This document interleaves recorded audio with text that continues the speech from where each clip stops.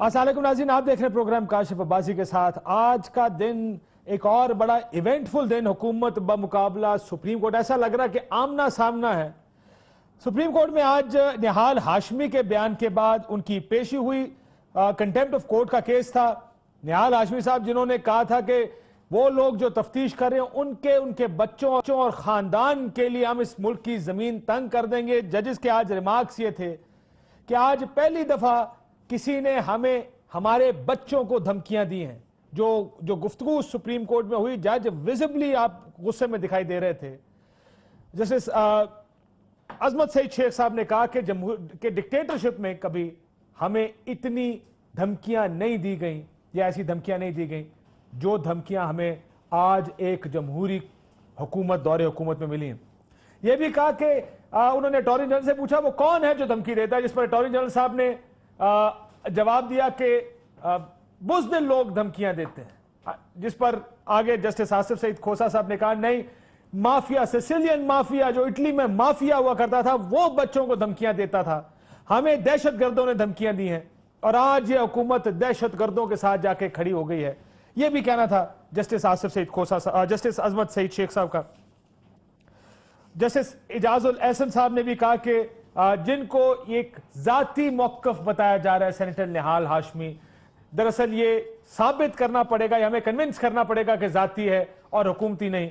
क्योंकि उन्होंने कहा कि मिनिस्टर्स, ये बात जस्टिस इजाजुल साहब ने कही कि वज़रा के साथ जो तर्जुमान हैं वो लोग भी हमें धमकियां दे रहे हैं तर्जुमान के साथ।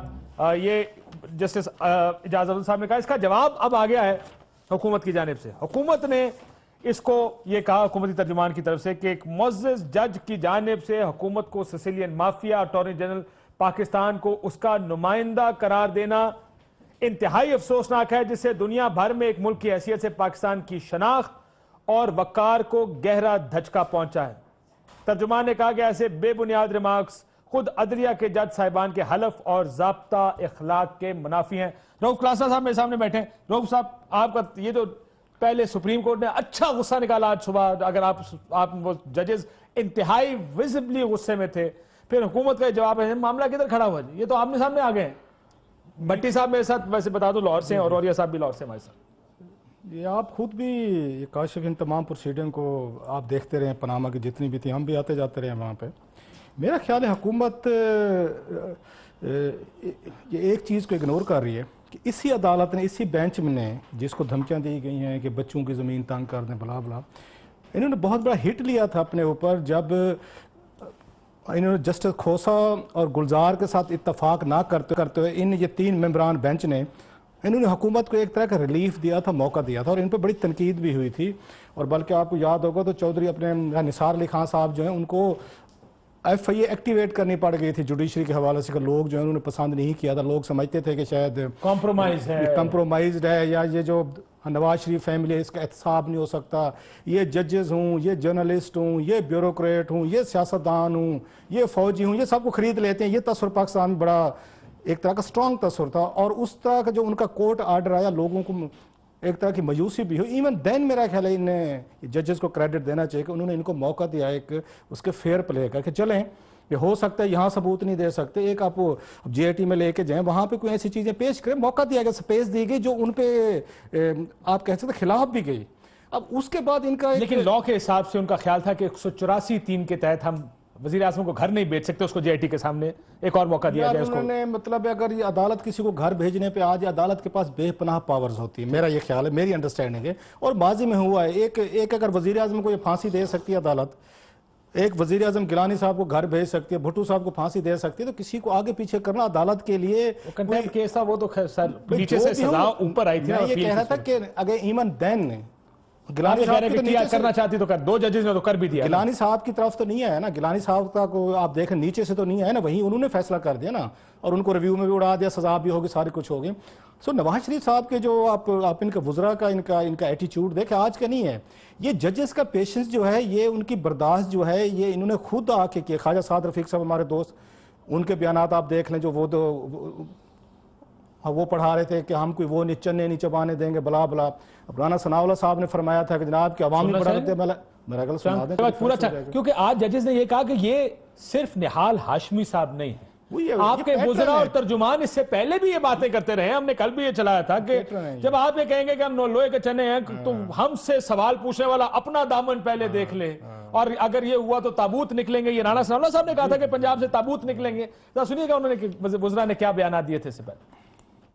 मियां नवाज शरीफ को गैर अवामी तरीके से अगर अवामी मैंडेट से अलहदा करने की कोई भी कोशिश की गई और किसी तरफ से भी हुई, कोई भी उसका हिस्सा बना, तो उसे अवाम के बेपनाह और शदीद तरीन रद्द अमल का जो है वो सामना करना पड़ेगा। नवाज शरीफ की किताब के सारे सफ़े पूरे हैं। अगर किसी को वो सफ़े पढ़ने नहीं आते तो हमारा कसूर नहीं है। जिन्हें वो सफ़े नजर नहीं आते वो आंखें खोल के उन सफ़ों को पढ़ें, तज़हीक ना करें, तज़हीक नहीं करवाएंगे। लोहे के चने चबाने की कोशिश करोगे दांत टूट जाएंगे, ये नहीं हो सकता। वोट नवाज शरीफ ले, फैसले कोई और करे। कभी कोई पूछता है कि मियां शरीफ साहब ऊंटों पर पैसे उठाकर कैसे ले गए थे। आज ऊंटों का हिसाब पूछने वाले मियां शरीफ साहब के मॉडल टाउन के घर का हिसाब कौन देगा? जो हमसे हिसाब मांगते हैं कभी वो हमें हिसाब देने के बारे में भी सोचें। जो आज जवाब मांगते हैं वो कभी हमारे सवाल भी सुने। जो आज हम पर तंज करते हैं और तज़हीक करते हैं, ये ना भूलें कि उनके अपने दामन पर भी दाग हैं। ये जुमला उन्होंने को, और बॉडी लैंग्वेज देखा ना, बॉडी लैंग्वेज बड़ी इनकी अग्रेसिव थी ना। अच्छा, मैं जो एक चीज पे हैरान हूँ, परवेज रशीद साहब अच्छे बंदे हैं, मैं मेरे उनके बारे में कंपैरेटिवली अच्छी रह रही है हमेशा से। मैंने इनको एयरपोर्ट पे भी देखा जब ये 10 सितंबर को आए थे। मैं और ये मेरे दोस्त और आपके भी हैं ये अरशद शरीफ साहब, हम इकट्ठे आए थे लंदन से। अब उस दिन इनकी सबकी बहादुरी हमारे सामने एक्सपोज हो गई। अरशद के पास तो बेपनाह फुटेज पड़ी होगी उसकी, एयरपोर्ट की, जहाज की, आने की जाने की। एक बंदा भी सर उस दिन पीएमएल नवाज का जो धमकियां दे रहे हैं, आज दांत तोड़ देंगे तो चन्ने चपवा देंगे तो पता नहीं आपकी नस्लों को हम क्या कर देंगे, आप पे जमीन तंग कर दे। 10 सितंबर 2007 का दिन था जब इस्लामाबाद नवाज शरीफ साहब लंदन से आए थे। ये दिन था कि इनको दांत तोड़ने चाहिए थे जनरल मुशर्रफ साहब के। और उस वक्त के वजीर दाखिला थे, आपको याद होगा, आफ्ताब शेरपो साहब थे, जिनके कहने पे नवाज शरीफ साहब को घसीटा जा रहा था। हम विटनेस हैं, अरशद शरीफ साहब और मैं विटनेस हैं। हजरत कितने लोगों ने खुद गिरफ्तारियां दी पुलिस को बुला बुला के। मैं एयरपोर्ट के बाहर सारी रात गुजारी क्योंकि एयर कर्फ्यू था। उसके बाद जी कोई बंदा एयरपोर्ट पकड़ने पहुंचा। ये मैं जिनके अपने दोस्त की सुन रहा था, परवेज रशीद साहब की बातें, अरशद शरीफ को याद हो, इनकी आंखों में आंसू थे जो वहां पे ट्रीट भी नवाज शरीफ साहब के साथ हुआ। बकायदा पकड़ के घसीट के उनको बाथरूम में बंद किया गया। एयरपोर्ट पे एक भी पीएमएल नवाज का, जब इनकी ये भड़के सुनता हूँ, ये गुफ्तगू सुनता हूं, मेरे लिए और उस अरशद शरीफ के लिए कम अज कम हमें हंसी जरूर आती कि यार हम इकट्ठे थे, वो दिन था आपके लिए। डिफेंस दिखाते, हौसला दिखाते, आप कोई लोग बहर आते। आपको याद हो एक साहब है यहाँ पे आजकल प्लानिंग डिवीजन को मेरा हेड करें, इकबाल हसन साहब, उन्होंने बकायदा कैमरे मंगवाए थे कि मैंने गिरफ्तारी देनी 0 पॉइंट पे, एयरपोर्ट तो मैं जा नहीं सकता और मैं ऐसे विक्ट्री का निशान बनाने, आपने वो कैच करके अपने प्रोमो में चलाने, और वो चलता रहा बड़े अरसे तक। ये सारे फरमाइशी प्रोग्राम थे। और मुझे याद है मियाँ साहब जहाज में थे, ये उसको 10 सितंबर वाले दिन वो ये समझ रहे थे, उनको ये समझा के लाया गया था, मुझे अच्छी तरह याद है कि आप वहां पे जा रहे हैं, इमाम खामेनेई बन के जा रहे हैं और लाखों लोग होंगे, एयरपोर्ट पे आएंगे, ये सारे की सारी रुकावटें उठा के एयरपोर्ट पे कब्जा करेंगे, आपको कंधों पे बिठाएंगे और बहुत बड़ा जुलूस पिंडी के रास्ते ये लाहौर जाएगा और शाम तक जनरल मुशर्रफ मुल्क से भाग जाएगा। ये बाकायदा अंडरस्टैंडिंग थी। हेथ्रो एयरपोर्ट से जब रवाना हो रहे थे, एयरपोर्ट पे उतरे ना वहां चिड़ी का बच्चा ना वहां, लेकिन ये आज जो हुआ है, अब मैं इनकी जब ये बातें सुनता हूं ना, मुझे थोड़ी सी, इसलिए मैं इनको सीरियस नहीं लेता। ये गप वगैरह कर सकते, लाहौरी कल्चर एक थोड़ा सा है हमारा कि जरा गप कर ली, थोड़ी सी बड़ा मार, पंजाब में ये हमारे साथ प्रॉब्लम है, तो थोड़ा सा ये बड़के छड़के मेरा ख्याल है मारने दें और इससे कोई फर्क ज्यादा नहीं। पर दिल के बुरे लोग नहीं है ये अमली तौर पर कुछ नहीं करने वाले, ये वैसे 2-4 अपने दिल का गुबार निकालने दिया। और ये साहब आज सुप्रीम नहीं, वैसे बात ये भी है सुप्रीम कोर्ट में भी चढ़े थे एक दफा, कुछ करना चाहे तो कर भी सकते हैं। और ये साहब ये जो आज हुकूमत का जवाब आया है, वैसे साहब इन्होंने, मैं बताता हूँ आज असलियत, मैं आ रहा पट्टी जी आया था, इस मैं और ये साहब के पास आऊँ, इसके बाद आपके पास आता हूँ। और ये सब जो हुकूमत कह रही है, और हुकूमत का ये कहना कि जज की तरफ से सिसिलियन माफिया और अटॉर्नी जनरल को उसका नुमाइंदा करा देना, बात तो एक हद तक दुरुस्त भी है। हालांकि ऑफ द कफ रिमार्क था क्योंकि उन्हें पूछा, जब अटॉर्नी जनरल ने डिफेंड करने की कोशिश की हुकूमत की, क्योंकि मैं सुप्रीम कोर्ट में मौजूद था उस वक्त, उन्होंने डिफेंड करने की कोशिश की कि ये होता है जी, मैं तो आपको पहले ही कहता था कि इनके इस पे पाबंदियां लगाएं बयानबाजी पे। तो आगे जज ने कहा आपको पता है बयान कौन देता है? उन्होंने कहा जी बुज़दिल आदमी। कहा नहीं, माफिया, सिसिलियन माफिया जो इस तरह की बच्चों को धमकियां देता था, और हमें दहशतगर्दों ने धमकियां दी और आज हुकूमत खड़ी है। क्या आपको लगता है कि थोड़ा सा जज सख्त हो गए इसमें, और अब हुकूमत का जवाब आ गया तो ये लड़ाई की तरफ जा रहा है मामला?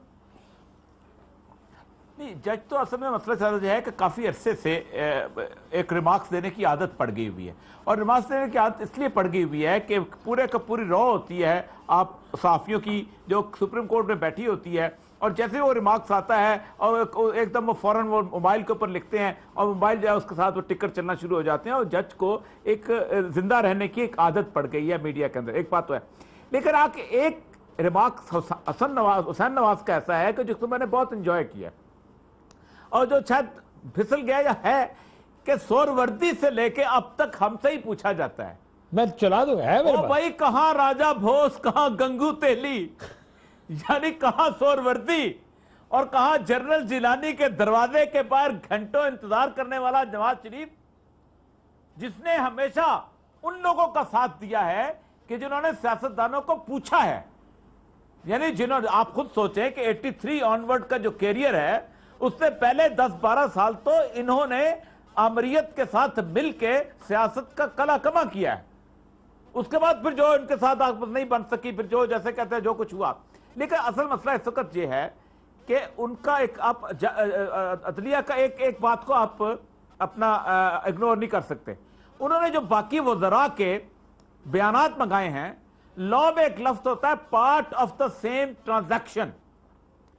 एक आदमी मुस्तकिल तौर पे एक रवैया अख्तियार करता है और उसके लोग अख्तियार करते हैं, एक बिहेवियर है, तो अगर वो बंदा उसके साथ वो डिनाई करता है कि ये मैंने नहीं किया, तो पिछले बिहेवियर को साथ मिला के part of the same transaction में देखा जाता है। अब वो समझते हैं, पूरे दुनिया को पता है जज इसी माशरे का हिस्सा है, उनको पता है कि ये लोग करते हैं। ये कहते हैं अच्छा तुम, जैसे होता है ना एक जमाने में ब्यूरोक्रेट किसी से करना होता था, वो 2 घूंट शराब के पीते थे और फिर जाकर गालियां देख करते वो मैं तो नशे में था। अब यार नशा तो कहा नहीं जाता, कहा जाता मैं रोजे में था। मैंने बहाना कमाल का लगा ना, यानी रोजा आपको इस बात पे मजबूर कर सकता है, आप कत्ल कर दें, आप चोरी कर दें, आप गालियां दे दें, आप कुछ कर दें। एक नजर आएगी ना, ट्रेल है पूरी कि दांत टूट जाएंगे, लोहे के चने, तुम्हारी क्या औकात, तुम अपना देखो दामन, तुम्हारा दामन कौन सा साफ है, तुम्हें जवाब देने की जरूरत। ये प्रेशर तो डाला जा रहा था, ऊपर से जेआईटी जब से बनी है, जेआईटी में भी प्रेशर डाला गया है, बयानात दिए गए हैं, ये कौन लोग, ये काफ लीग का, ये नून लीग का, ये पीपल्स पार्टी पीटीआई का, ये तो प्रेशर डाल रहे हैं ना इसके ऊपर। ये तो एक टैक्टिक होती है पॉलिटिकल। लेकिन काशिफ एक और चीज है, मैं इंफॉर्मेशन में रहा हूं, ये जो आज बयान जारी हुआ है, ये लेटर हेड पे जारी नहीं हुआ, सादा कागज पे आया जी। किसने प्रैंक ये कल को अगर कोई प्रेशर आया तो कहेंगे कि ये तो पता नहीं किसी साफी ने जारी किया था। सादा है जी, देख लें, विदाउट लेटर हेड है, और इस पे सिर्फ तर्जुमान लिखा हुआ, विदाउट लेटर हेड, लेटर पे जारी करते हम करते रहे, लेटर पे जारी करते। चेक कर लें, नहीं हर चैनल चला, आई एम प्रीटी श्योर ये चैनल के साथ प्रैंक नहीं हो भेजा है ना सकता। उन्होंने। किसने भेजा है? अब ये बताया ना था सानू तो नहीं किसने? भेजते ऐसी, जिन्होंने नहीं, भेजे अब सारे उन्होंने चैनल पे है। नहीं, कंफर्म होना चाहिए था ना, ये किसने भेजा है?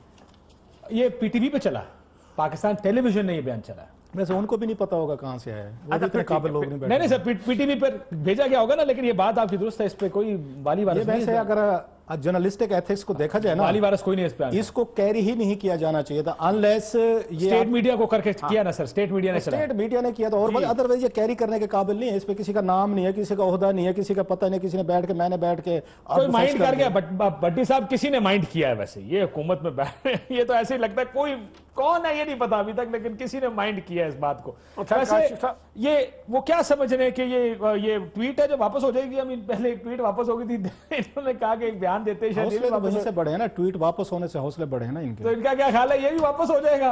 काशिफ साहब,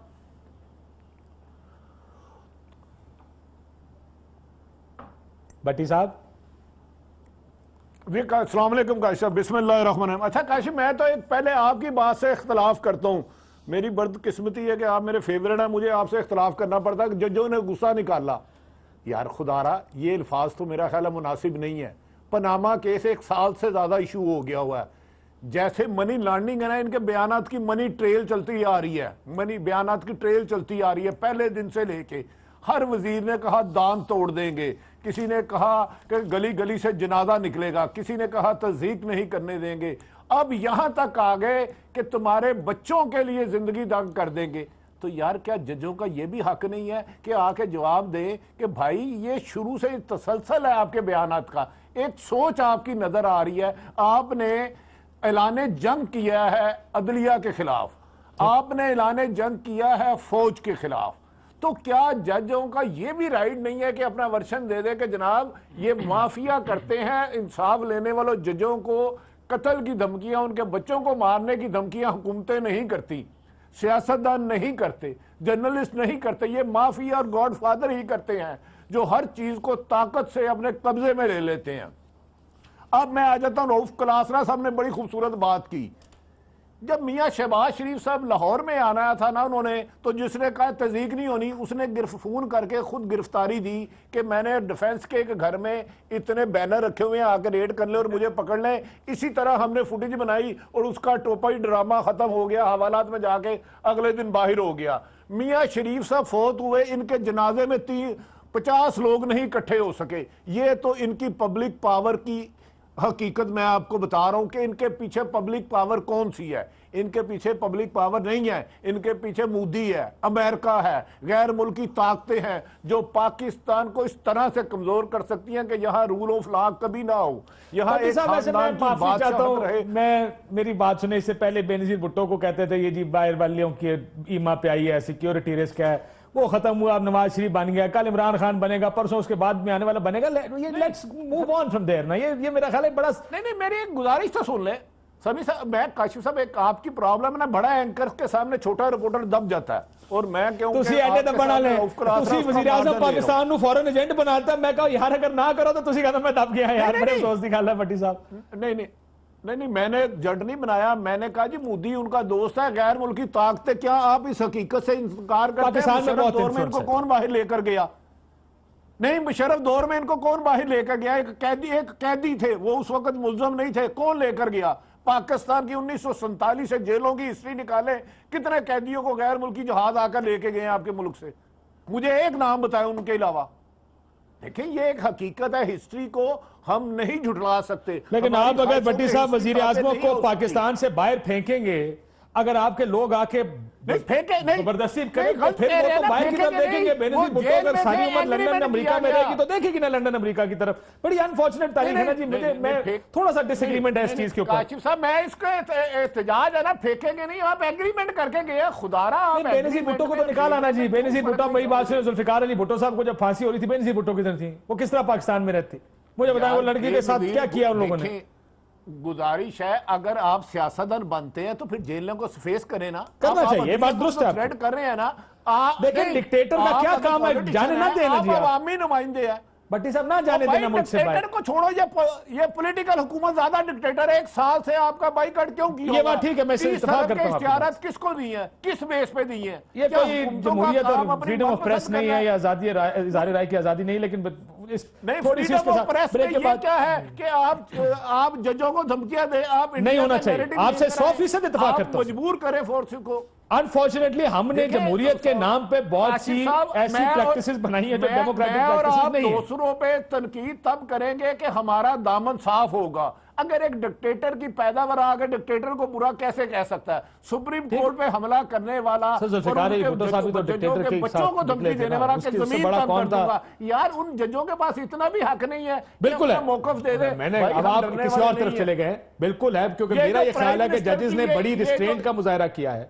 जजेस ने जब ये कहा गया कि हमारे कागज किया, मेरे ख्याल है उन्होंने नून लीग को मार्जिन दिया एक पूरा साल। मैं आपसे इत्तेफाक करता हूं, मुझे वो दिन भी याद है, उनका हौसला खत्म। मुझे वो दिन भी याद है जब आसिफ सईद खोसा साहब ने बयान दिया था। ये आसिफ सईद खोसा साहब ने कहा था कि कागज, आप तो कहते थे मेरी जिंदगी की खुली किताब है, लेकिन उसके कुछ सफे मिसिंग है। फिर साद रफीक साहब की तकरीर आई और फिर खोसा साहब ने बड़े पोलाइट तरीके से कहा, मेरा ख्याल है if I am not mistaken, कि वज़रा हमें डांटते हैं, डांट दिया एक वजीर ने, हमें डांट दिया और उसको बड़ा तहम्मुल मिजाजी से उन्होंने आगे चलाया। आई थिंक जब ये बात आ गई, I think everyone who heard this कि तुम्हारे खानदान और बच्चों पर हम इस पाकिस्तान की जमीन तंग कर देंगे, ये माफिया स्टाइल, ये माफिया स्टाइल, ये और ये मैं मेरा अपना ये जाती मानना है। रऊफ साहब ब्रेक के बाद मुझे इसका बताइएगा कि ये हर आदमी ने कोशिश की है कि मैं 2 कदम आके जरा खुश करूं। मैं तालियां बजवानी थी ना आपको, आपने खुद तो ब्रेक की थी स्टोरी, तालियां बजी, तलाल चौधरी साहब के लिए तालियां बजी हैं, वजीर आजम हाउस में तालियां बजती हैं बिल्कुल।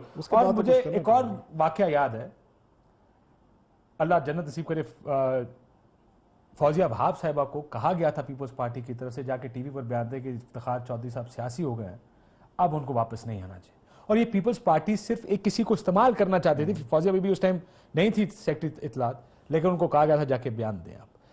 पार्टीज अमूमन इसी तरह के लोगों का इस्तेमाल करती हैं अपनी पोजीशन या अपना मौक़िफ़ आगे ले जाने के लिए। एक ब्रेक के बाद रऊफ क्लासा साहब और बाकी अपने दोस्तों से भी बात करेंगे निशू।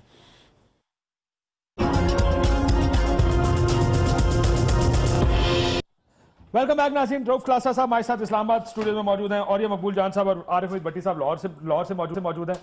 हर चीज़ सेपरेट, जिसका मैं पहले कहा था कि जजेस ने तकरीबन सवा साल बड़े तहम्मुल से काम लिया और ये बयानात की फ्रीक्वेंसी बढ़ती जा रही थी, कभी JIT के ऊपर, कभी ये वंस एंड फॉर ऑल मेरा ख्याल है कि थोड़ा सा सेटल हो गया हुकूमत को। एक I don't want to use the word, shut up call of sorts है ये सारों के लिए, बस बहुत हो गई, अब बदलिया के ऊपर हर्जा सराई मत करें। काशिफ, मेरा ये ख्याल है जजेस ने बहुत पेशेंस दिखाया है। इवन हमने आप कैसे मीडिया ने बड़ी उन पर तनकीद करती है, हमेशा उन्होंने पेशेंस दिखाया है और कभी हमें उन्होंने कोई नोटिस जारी नहीं किया। बाज़ दफ़ा हो सकता है हम भी रेड लाइन जो है क्रॉस कर जाते, लेकिन मेरा ये ख्याल है सुप्रीम कोर्ट के जजेस ने हमेशा उस पर पेशेंस दिखाया कि चले आप लोगों को इतनी आप उनको आज़ादी होनी चाहिए, बात करें, कॉमेंट करें, फेयर कॉमेंट एक तरह के जो गुड फेथ में आप कर सकते। आप और मैंने बाकी दीगर दोस्तों ने बहुत तनकीद की हुई है और कभी हमें अदालतों ने सम्मान करके नहीं बुलाया कि इधर उनकी मेहरबानी है आई मस्ट से। अब ये जो कुछ ये कर रहे थे, ये धमकियां हैं, ये माफिया स्टाइल है। ये बिल्कुल उन्होंने शेख अजमत साहब ने जो कहा है, ये माफिया स्टाइल है कि कोई मुझे भी ये अगर ये धमकी दे उसको मैं क्या कहूँगा, नहीं जनाब ये तो बड़ा जेंटलमैन है कि आपको कि क्लास साहब आपकी इस खबर पे, आपकी इस स्टोरी आपने फिर की, हम आपका जीना हराम कर देंगे, जमीन तंग कर देंगे, आपके बच्चों का हम जीना हराम कर देंगे, आपके खानदान के लिए इसकी जमीन तंग कर, इस मुल्क की जमीन तंग कर देंगे। तो उसके बाद मुझे क्या कहना चाहिए? इनको डॉन कहना चाहिए, इनको गॉड फादर कहना चाहिए, इनको माफिया कहना चाहिए, या इनको कहना चाहिए जनाब ये तो बड़े शरीफ लोग हैं, किसी मस्जिद के इमाम है, गलती कैसे इनके मुंह से निकल गया। पता है ये इनको क्या जुर्रत कहां से आ रही है? जिस तरह हमारा फोकस नहीं जा रहा मीडिया का, इस वक्त पाकिस्तान की जो आपके लॉयर्स हैं, आपकी बार एसोसिएशन है, ये इस वक्त कंप्रोमाइज्ड हुई हैं, जिस वजह से जुडिशरी पे सारा दबाव आ रहा है। हुकूमतें क्या कर रही हैं? 10-10, 20-20 करोड़ रुपया दे के उन्हीं में से किसी बंदे को अटॉर्नी जनरल लगा लो, उन्हीं के किसी बंदे को अपने वोट दिलवा के उसको सुप्रीम कोर्ट बार का सदर बनवा दो, उसको लाहौर हाई कोर्ट का कोई उसमें कर लो, दीगर में कर लो। आपकी बार जो है ये किधर हैं? ये जुडिशरी को किसने आकर प्रोटेक्ट करना? आपको याद है पहले इन्होंने कहा हम मूवमेंट चलाएंगे यहाँ पे, नवाज शरीफ साहब इस्तीफा दे, किधर गया मूवमेंट? आपने लाहौर में देखा, वहां पे उन्होंने बकायदा उनको डिवाइड करके, रमजान है ना, नहीं रमजान से पहले की बात कर, मुझे ये बताएं जब इतनी बड़ी धमकियां दी गई थी हमारी जो यहाँ पे, बार को सबसे पहले रिएक्ट करना चाहिए। बार इस वक्त माजरत के साथ सबसे ज्यादा कंप्रोमाइज हो चुके हैं। रीजन हुकूमतें 10 करोड़ रुपया, 20 करोड़ रुपया शहबाज शरीफ साहब पूछे वो उनको बार्स को पैसे देते रहते हैं, या फेडरल हुकूमतें हैं ये देती रहती है। अच्छा ये सिर्फ ये नहीं करते, बार के मजे हैं। ये जनरल मुशर्रफ में आपको याद होगा यहाँ पे उन्होंने बनाया था ये जो वो जज साहब थे जिनको टेलीफोन टैपिंग उसमें स्कैंडल, मलिक कयूम साहब अटॉर्नी जनरल लग गए। अंदाजा करें जिस जज ने एक उसको सैफुर रहमान के फोन पे, शहबाज शरीफ के फोन पे बेनजीर भुट्टो और जरदारी को जिसने सजाएं दी, जनाब जनरल मुशर्रफ ने उसी को अटॉर्नी जनरल लगाया। इस पीपल्स पार्टी की हुकूमत ने पीपल्स पार्टी दौर में कंटिन्यू किया था उसने। ये लीडर देखे जो हमने यहाँ पे लोग अपने रोल मॉडल उठा के जो सुप्रीम कोर्ट बार को हेड कर रहे थे, कौन कर रहे थे कि जिन्होंने वहां पे बैठ के सजाएं दिलवाई थी, और वो हमारे रोल मॉडल 10 करोड़ पे वो जनरल मुशर्रफ से लेके आए थे।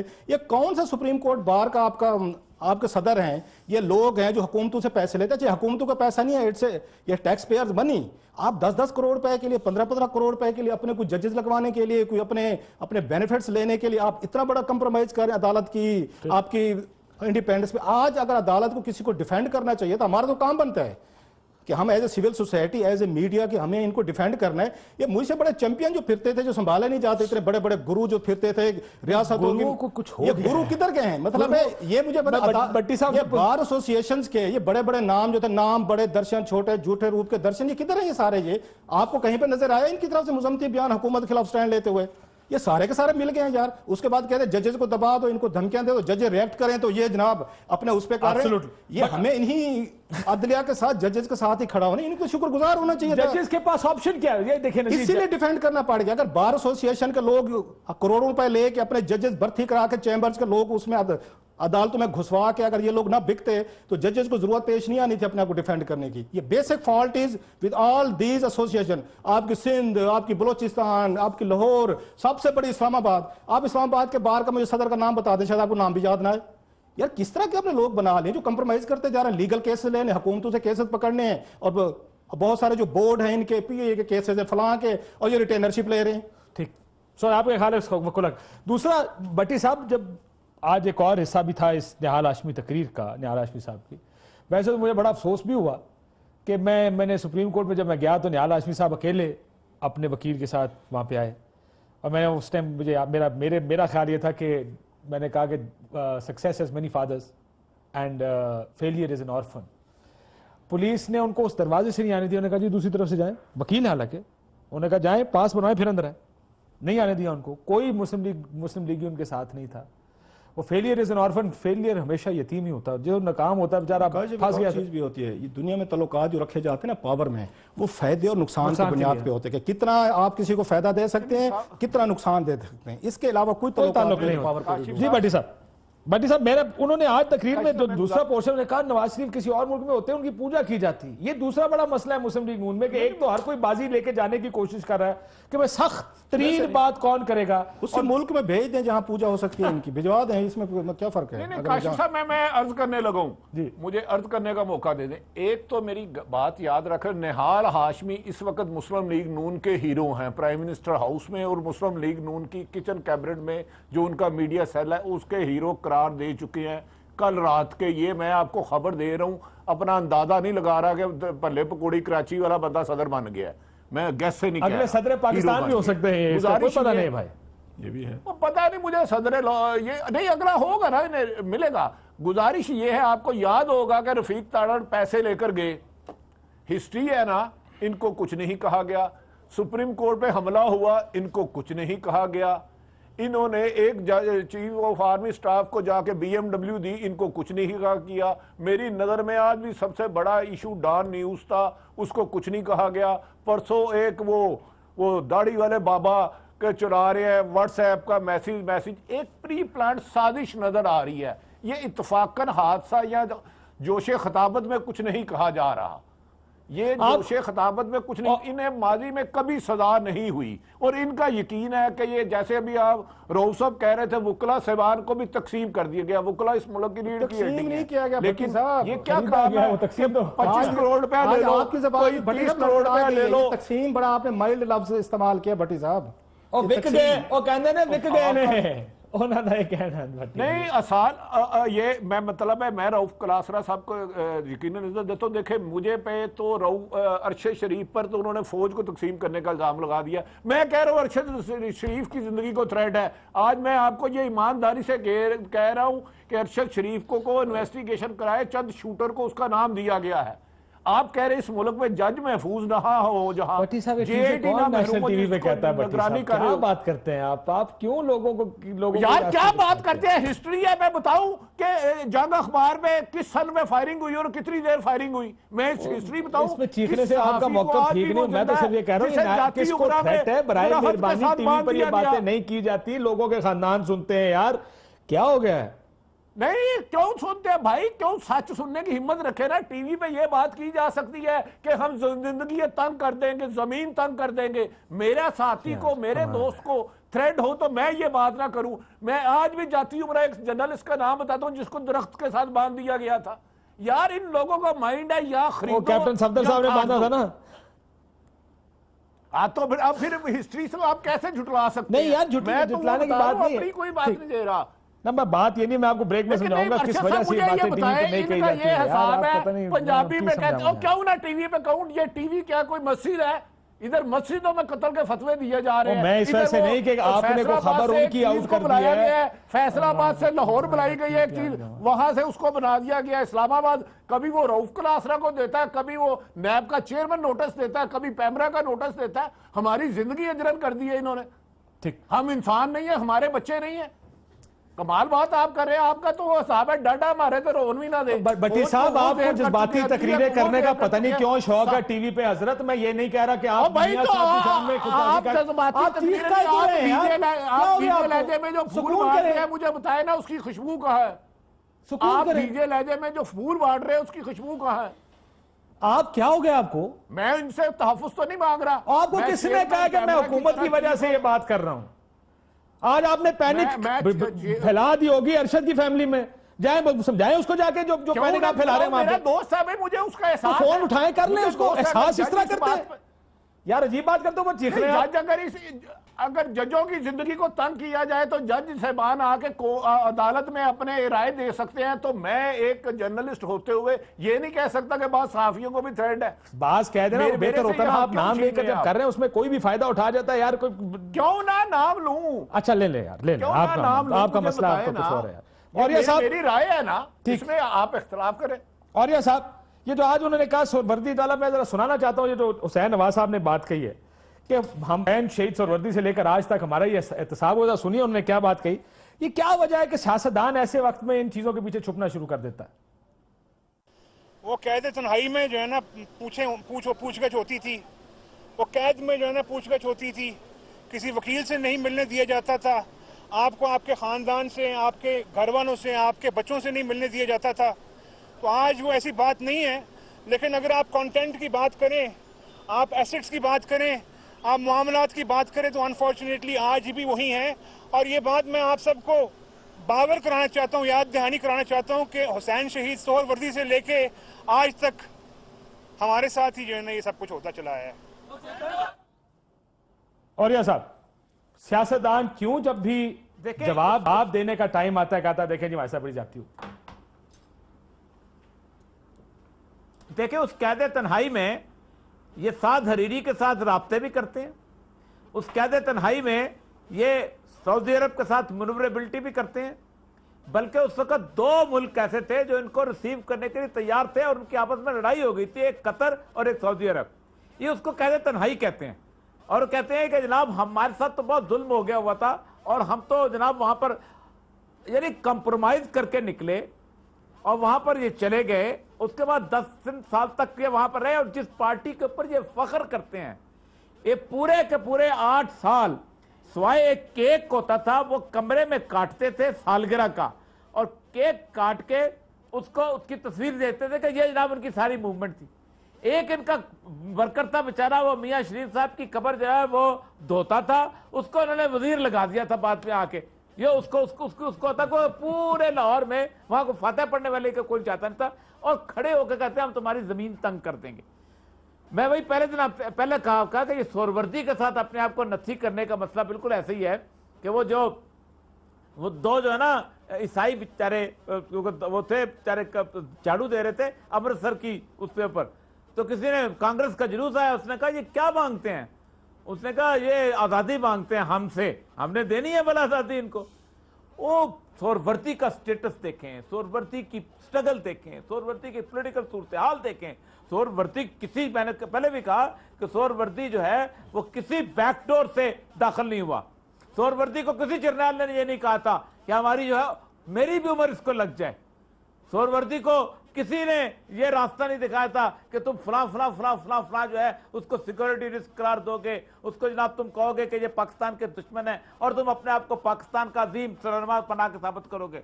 सोहरवर्दी को ये नहीं कहा गया था कि तुम एंटी भुट्टो वोट लेके तुम इस्लाम के सबसे बड़े जिसे कहते चैंपियन बन के IGI बनाओ और आ जाओ। और उसके बाद सोहरवर्दी को किसी ने यह भी नहीं कहा था कि जनाब आप उसका जब इस्लाम का मकसद खत्म हो जाए तो फिर तुम लिबरल सेकुलर बन जाओ। मतलब ये अपॉर्चुनिस्ट लोग हैं। और इस वक्त मसला सारा यह है कि इस वक्त ये बड़े अरसे के बाद उंगली इस तरह इनकी तरफ उठी है और उसमें इन्होंने तो कभी तसव्वुर ही नहीं किया था ना कि दरवाजा बंद हो जाएगा और वकील को कहा जाएगा कि जनाब साइड पे आप तशरीफ रखें, ये बंदा इधर कर दें हमारे पास, और फिर आप अंदाजा करें कि उनसे सवाल पूछा जाएगा। ये तो सवाल करने वाले थे, इनके सवाल पूछने वाले कभी इत्तेफाक की हिस्ट्री देखिएगा। और लोग जो कहानियां लाहौर के अंदर सुनाते हैं कि जो लोग सवाल पूछते थे उनके साथ होता क्या था, जो मजदूर सवाल पूछता था उसके साथ क्या होता था, तारीख है उनकी पूरी की पूरी। ठीक, तारीख है पूरी। एक ब्रेक लेते हैं, ब्रेक के बाद वापस आगे क्या ये थोड़ा सा ठंड पड़ेगी अब वक्ती तौर पे, आराम से इन्वेस्टिगेशंस होंगी या ये मामला मजीद भड़कने वाला है? रऊफ साहब एक ब्रेक लेते हैं, ब्रेक के बाद वापस आते हैं।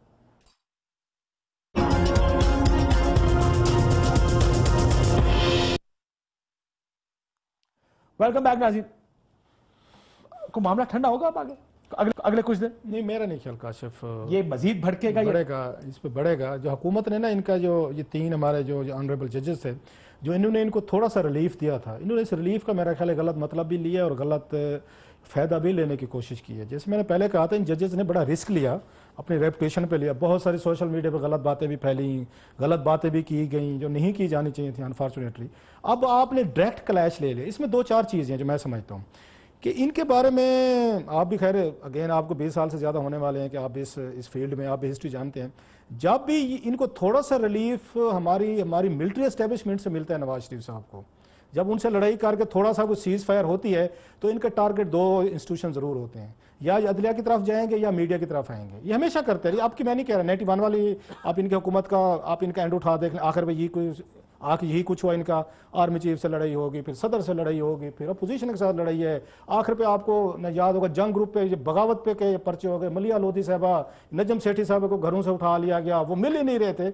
आजकल खैर उन दोनों को अकल आ गया, मलिया लोधी साहबा को भी आ गया, नजम सेठी साहब को भी आ गया कि नहीं कि मिल के रहना चाहिए। इत्तेफाक में बरकत है, वो समझते हैं यार मिल के रहना चाहिए। उन्होंने सबक सीखे खैर उनसे। सो अब की दफ़ा इन्होंने मेरा ख्याल अटैक करने की कोशिश की। उसकी 2-3 रीज़न हो सकती हैं। एक तो वही है कि इनके जहन में वही विक्टिम एक है ना मेंटेलिटी होती है। जो अभी बात कह रहे थे वो आपने सुना होगा, हुसैन नवाज कह रहे थे कि सोहरवर्दी से शुरू किया। ये नई बात थी वैसे कि सोहरवर्दी साहब ने भी इनका हिसाब करने की कोशिश की थी। उस वक्त भी शायद कोई इस तरह के स्कैंडल आ रहे थे जो हमने नहीं पढ़े। आज उनके बरखुरदार बता रहे थे कि सोहरवर्दी साहब ने भी कोई हमारे खिलाफ नहीं, वो कह रहे सोहरवर्दी से लेकर अब तक सियासतदानों के साथ यही हुआ। मेरा ख्याल है, मेरी अगर असेसमेंट ठीक है, वो मेरा ख्याल है वो ये कहने की कोशिश। सियासतदानों का हिसाब ज्यादा मेरा ख्याल, अगर मैं गलत नहीं कह रहा, तो वो आखिर जना अयूब साहब जो लाल आए थे, एब्डो लाल आए थे, उनको पता होगा हमारे दोस्त और जहाँ मकबूल साहब को, वो उनका एब्दुल्ला था जना अयूब के दौर में शुरू हुआ, जिसमें सियासतदानों को उन्होंने इसने भी करप्शन किए, तो उसने भी करप्शन किए, वो डिस्क्वालीफाई करते रह गए। ये 58 के बाद हुआ था। सोहरवर्दी साहब तो 58 से पहले के वज़ीर आज़म थे। मेरे 1.5 साल या 2 साल वज़ीर आज़म रहे और one of the best one, जैसे ओरिया साहब कह रहे थे, बड़ा ही एंजॉयड ह्यूज, एक उनकी रेपुटेशन थी, उनका बड़ा एक नाम था, इज्जत थी। तो लिहाजा ये कह देना कि जनाब क्या हमारा हिसाब होता रहे। अभी आप किसी दिन ना भुट्टो साहब की एक तकरीर पढ़ें जो उन्होंने कौमी असम्बली में पहले दिन की थी। ये मेरा 1972 14 अप्रैल की उनकी तकरीर है जो बांग्लादेश बनने के बाद की थी। अब वो जस्टिफिकेशन दे रहे थे कि क्योंकि उन पर भी इल्ज़ाम लग रहे थे कि शायद कि पाकिस्तान तोड़ने में, बनने में बांग्लादेश में भुट्टो साहब का भी हाथ है। वो तकरीर पढ़ने वाली है कि उन्होंने बताया कि कैसे पाकिस्तान की इंडस्ट्रियल क्लास जो है, ये बिजनेसमैन जो है, इसने कैसे लूटा है पाकिस्तान को। और दूसरी बात अभी कह रहे थे ना, उसकी आ रही थी, आपने बात की कि उनकी भुट्टो साहब को जहाँ पे ड्यू बनते भुट्टो साहब को देना चाहिए। आपने कहा कि भुट्टो साहब जो है वो तो जना अयूब की कैबिनेट में वजीर रहे, 4 दफ़ा रहे, 4 वज़ारतों तो मेरे, फेयर इनफ। लेकिन भुट्टो साहब को एक थोड़ा क्रेडिट दें जो नवाज शरीफ साहब नहीं ले सकते, कि भुट्टो साहब ने उस वक्त रिवोल्ट की थी जना अयूब के खिलाफ आके 1965 में, उसकी जंग के बाद ताशकंद मुआहदे की वजह से मसले हुए, जब अभी 4 साल बाकी थे अयूब खां के। उन्होंने उसको आके मूवमेंट शुरू की, लॉन्च किया, अपोज किया, सिटिंग उसको आर्मी डिक्टेटर को। लिहाजा उन्होंने अपनी कंपनसेशन या आप कह सकते हैं उन्होंने पेमेंट कर दी थी। तो नवाज शरीफ साहब तो जनरल जिया के मरने के बाद उनकी कब्र पे खड़े होकर बाकायदा उनका मिशन पूरे करने की बात करते थे। सो इन दोनों में बड़ा एक जमीन आसमान का फर्क है कि भुट्टो साहब ने रिवोल्ट किया अयूब के खिलाफ, उन्होंने जद्दोजहद की, पार्टी बने, 4 साल लड़ते रहे। तो नवाज शरीफ साहब तो मेरा नहीं ख्याल कि उन्होंने कभी कोई जनरल जिया के खिलाफ कोई उस वक्त तक बात की हो या उन्होंने आके उस पर रिवोल्ट किया। So there is a difference between these two. लेकिन रऊफ साहब का ख्याल है और यह साहब कि मामला शायद मजीद भड़के, इसके बाद यहाँ पे खत्म नहीं होगा। वो एक सीज मेंटालिटी होती है जिसको हम अंग्रेजी में कहते हैं सीज मेंटालिटी, कि जब आप बिल्कुल ही कॉर्नर हो जाते हैं। मुझे लगता है हुकूमत इस टाइम अपने आप को बड़ा कॉर्नर्ड फील कर रही है। जेआईटी है, जेआईटी के सामने जवाब देने पड़ रहे हैं और जवाब है नहीं। सो जाहिर है ये एक बड़ी ऑब्वियस रीजन बन रही है जिसकी वजह से ये आपको एग्रेशन नजर आ रहा है। आपको लगता है कि एग्रेशन बढ़ेगा या जजेस के इस रद्द अमल की वजह से थोड़ा सा एग्रेशन अब कम होगा हुकूमत?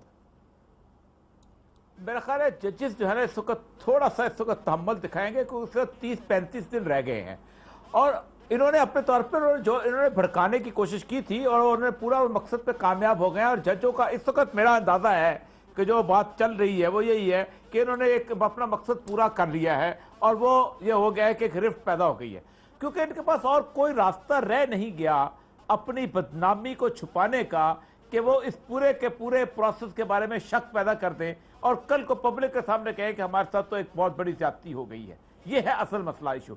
और अगर वो थोड़ा सा भी इसको रिस्ट्रेंट करते हैं और उसके बाद इसको थोड़ा सा डिले करता है, इतने में JIT का फैसला आ जाता है और वो तो बड़ा अज़र में शम्स हो जाएगा ना कि क्या सूरत हाल है, क्योंकि जवाब इनके पास है नहीं। तो मैं नहीं समझता इस वक्त कि एक अच्छा जज जो है, जो जुडिशरी के अंदर इस वक्त बड़े काबिल जज बैठे हुए हैं, वो इस वक्त इसको जज्बाती तौर पे ले जाएगा और अखाड़े में उतर आएगा, क्योंकि ये तो कबड्डी कबड्डी कबड्डी कबड्डी करके ना, ये गामे पहलवान के रिश्तेदार है ना, कबड्डी कबड्डी कबड्डी करके बीच में उतर आए और दूसरे के मैंने उतारने की कोशिश की है। असल मसला यह है कि इस वक्त मीडिया को भी चाहिए कि इस तरह के कागज वागज ये डिस्कशन ही ना करे।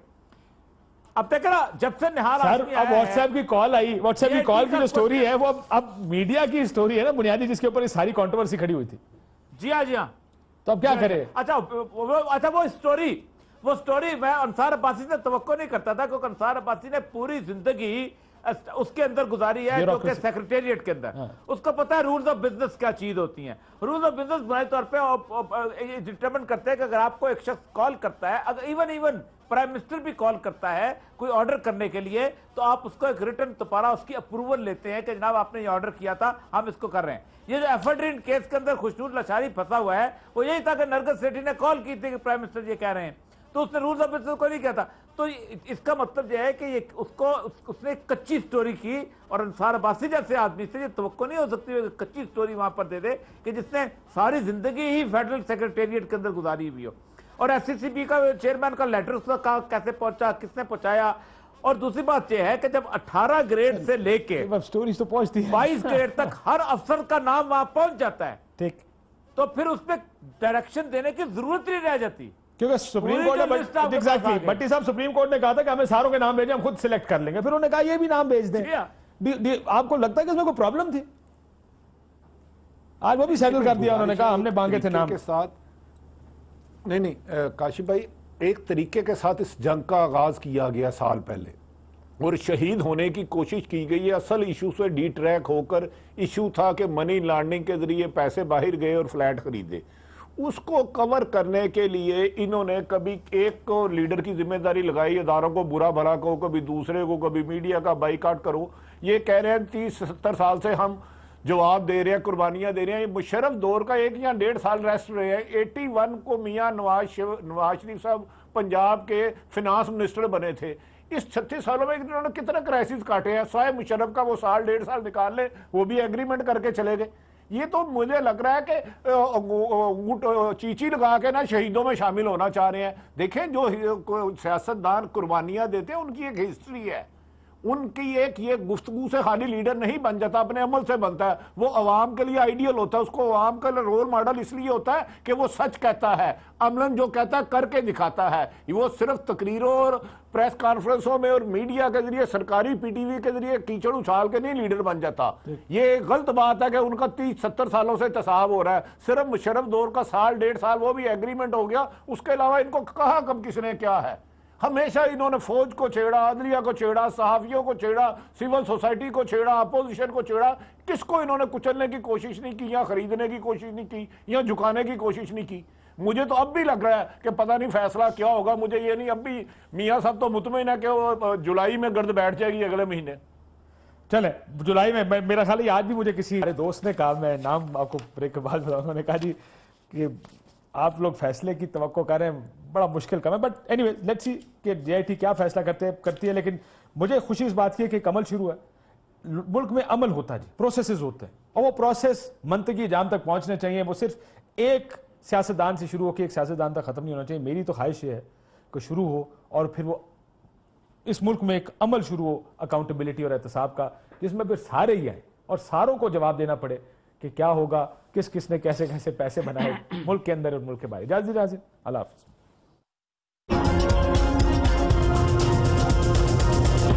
ARY News Application. The latest news at your fingertips.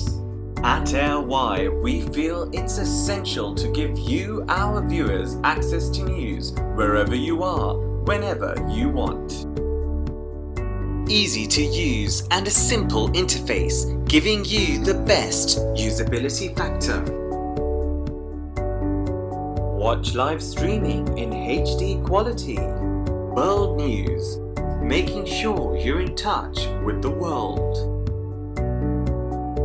and much more. Download our free app now and start watching your favorite programs at your convenience.